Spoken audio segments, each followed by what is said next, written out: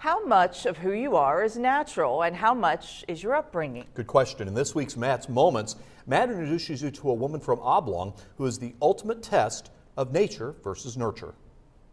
High in the air, dangling among two silk sheets, Jen Bricker tells a tale through aerial acrobatics. I think I'm a true half and half of nature versus nurture. So much of me is who I am because of how I was raised and who I was raised with, and so much of me is the DNA. It's a career she never dreamed of, but when you get to know her, it's in her nature. Jen was adopted by the Brickers when she was 3 months old. Raised in Crawford County, Illinois, she would never know her biological parents. But that's okay, because Jen required a different type of nurturing. I had no idea I was different. I competed in sports just like everybody else: basketball, softball, power tumbling, volleyball. And it wasn't a disabled sport because in my head, I was just like everybody else. Each sport, which should have been an obstacle, instead a building block.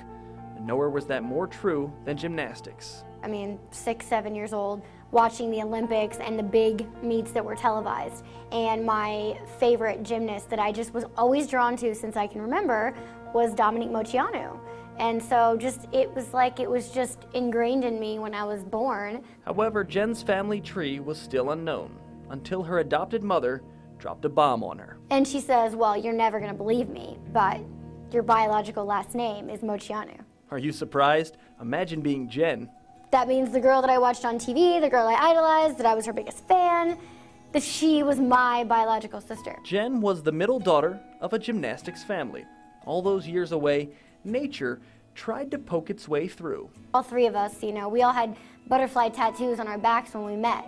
I mean, just, the same like in food, same handwriting, all of these things. The athleticism, the natural draw to gymnastics, it all made sense. In a way, before she even met her sisters, she was already following in their footsteps. Gymnastics and aerial you can definitely cross over. If you were a gymnast, you can be an aerialist, but they are very different because when you're an aerialist, you're performing in a very different way. It can be very emotional.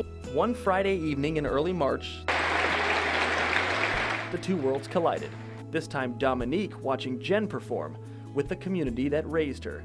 And there was Jen telling her story high in the air, nature working hand in hand with nurture. In Robinson with photojournalist Gary Bryan, Matt Gregory, News 10. For more on this story and other Matt's Moments, just visit our website, WTHI-TV.com.